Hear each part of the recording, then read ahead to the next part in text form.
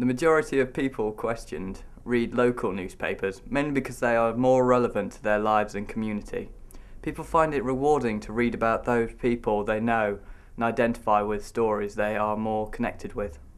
It is possible then that because of this, that people like to read about celebrities and in more generalised newspapers, because they think they know them and feel connected. We felt that the papers deliberately dramatised stories to sell papers. This could just be due to the audience expectations and the need to entertain. Those questions said that they do not tend to believe stories that they read, but after discussion and analysis of the responses, we felt that although people say that they didn't believe the stories, there was an acceptance of them, which could lead to those stories influencing the readers. The way the media edits stories has a bearing on whether they are positive or negative.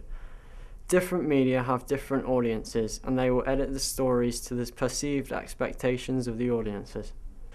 Given that our analysis of the research led to an understanding that stories in the media do have an influence on readers, we felt that negative stories would be likely to produce an effect on behaviour. We felt that discrimination, unfairness and bias in the media provide an inaccurate portrayal of young people, producing stereotyping and generalisation.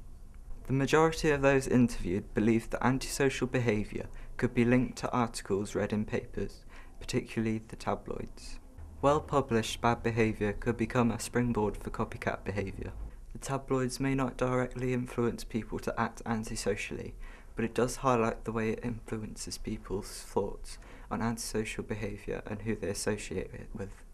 It is also interesting how the public's perception can change, as some people felt that young males were victims of antisocial behaviour, and that older people felt younger people were the victims, but younger people tended to see older people as the victims.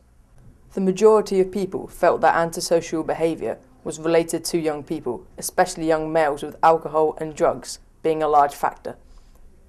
Some young people felt that this could be true, and that lack of positive things to do could be a contributing factor. Two of the young people who have joined the group have personal stories about their antisocial behaviour, why and what happened to them to illustrate this. I used to get agitated sitting inside with nothing better to do. I couldn't cope with just watching TV or listening to music. If I wasn't getting stoned or drinking, I'd panic, and all the frustration bottled up over the years would either cause a panic attack or a lot of anger. Anyone who's seen the state of my house would think I'm mental, but it's just hard to cope with. If my landlord sees this damage, we'll be out on the street, so I had to take my anger outside. Me and my mates then used to smash up anything vulnerable just for a kick, and eventually it became a habit. We were uninspired. These days I keep a routine of training and eating regularly.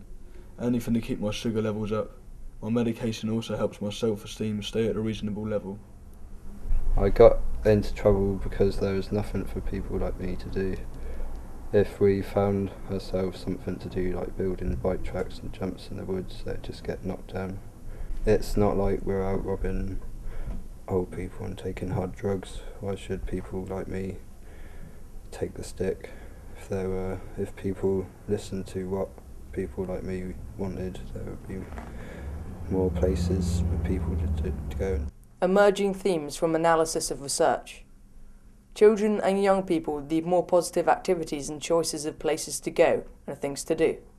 More positive stories. It was agreed that the press have a responsibility to their readers to write the truth so people can make up their own minds.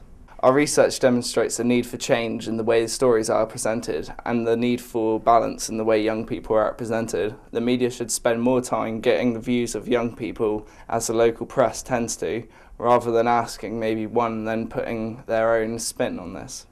There should be some rite of passage for young people. A recent story of the Society Guardian laid out the way in which Norwegian young people take time out to party at the end of the school year. They organise themselves, decorating vehicles and venues, culminating on the night of the 17th of May, Norway's National Day, when the students from the whole of the country gather for a giant outdoor party in the forest surrounding Oslo.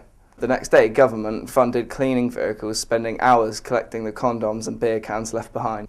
The article goes on to say, unlike in Britain where many would howl in protest as such antisocial behaviour, the Norwegian adults look as the rust, as it is called, as a big benign rite of passage. The police keep a light touch while the rest of the public looks fondly on. reminiscing about the times they enjoyed themselves during their own Ross days.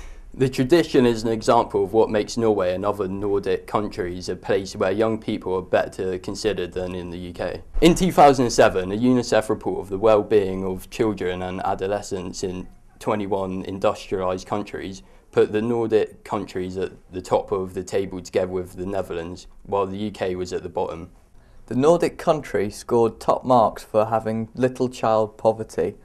Less than 5% of children are poor. More than 5 to 19-year-olds in education or employment than anybody else, and children and adolescents feel happier than their equivalents in other countries.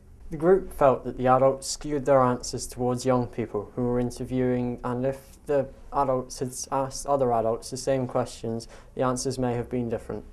It seems there is an element of power and control in the media.